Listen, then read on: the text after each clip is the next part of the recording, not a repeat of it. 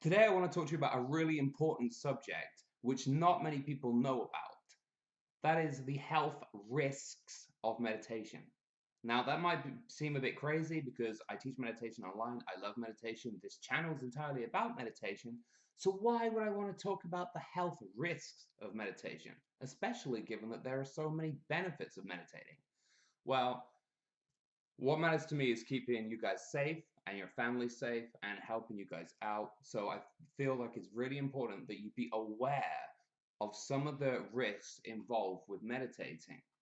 And that way you also realize why you need to start slowly and go gradually so that you can meditate properly and get the health benefits out of it without any of the risks. So, for starters, guys, you need to know that meditation can cause seizures. Meditation is known to produce mental calmness and changes in the electrical activity in the brain.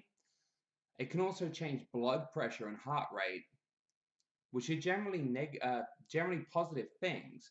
However, these symptoms of meditating can have an effect on certain people that is not entirely positive. Research into epileptics have shown that if you are predisposed to epilepsy, which by the way, you might not be aware of right now, epileptics are often not aware of it until they have a problem. So, if you are predisposed to epilepsy, meditating significantly increases the chances of having a epileptic seizure. Now, this is especially true depending on what you do after meditating. So, for instance, if you're watching a movie, playing a game, or something similar to that, where there's a lot of information going into your mind after meditating, that's going to cause a particular problem. That's going to be particularly risky. So make sure you don't do that. By the way, on my blog, thedailymeditation.com, I've shared all the scientific research behind this so that you guys can read it for yourself to see all the science that proves that there are some negative effects from meditating. I'll leave a link in the description below for your convenience. Now, meditation can also cause headaches. Now, that makes a lot of sense, right? Depending on the type of meditation that you're doing. So, for instance, if you're just meditating on your breath, that's fairly relaxed and it's fairly easy and it's probably not going to cause you any kind of problems. However, some of the more advanced meditation techniques can cause headaches and migraines.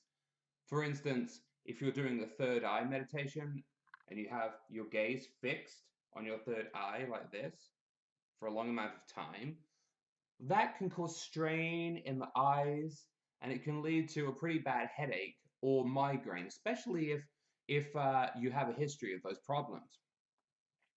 So my advice with that, if you're going to try a more advanced meditation technique, and that would certainly include things like Kundalini techniques, you're going to want to go a little bit slower if you're new to them, be very gradual and go gently. That way you can make sure that you're going to get all the amazing benefits out of meditation while avoiding any potential risks. Now, this one's really, really fascinating. However, science proves that meditation can both cause and stop anxiety and depression.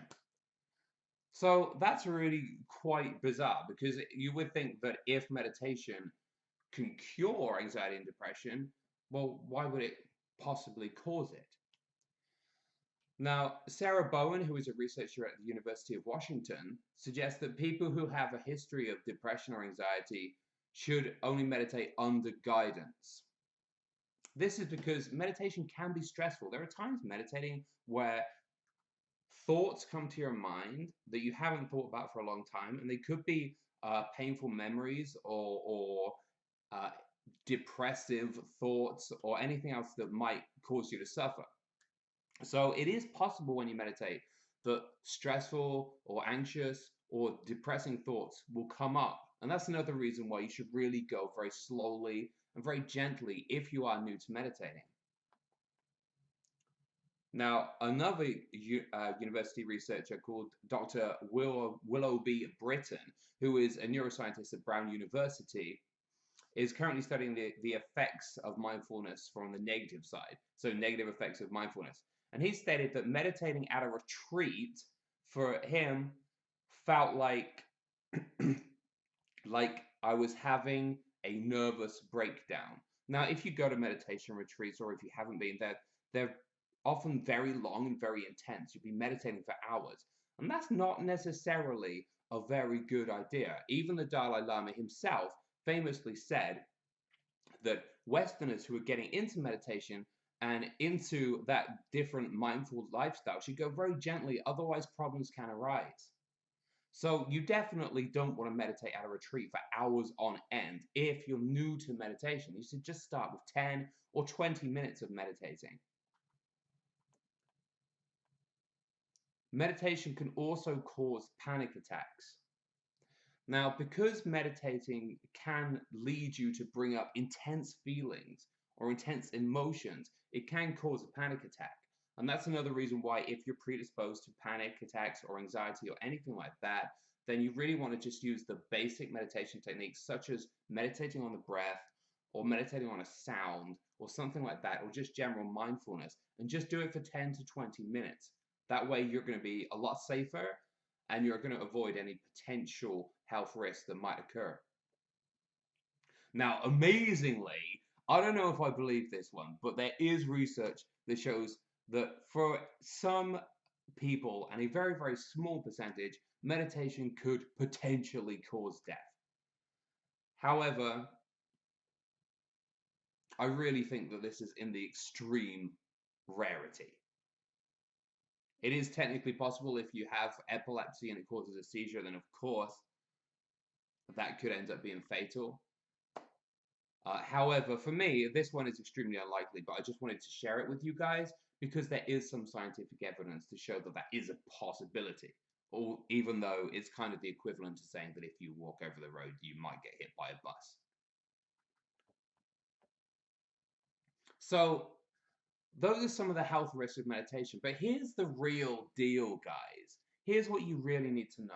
The key to meditating successfully and getting those 100 plus health benefits of meditation while avoiding any kind of health risk is to just start with the basic meditations. Online, people advocate all kinds of crazy stuff, like Kundalini awakening and things like that, which I shouldn't call it crazy because it's not. However, it is not ideal for beginners.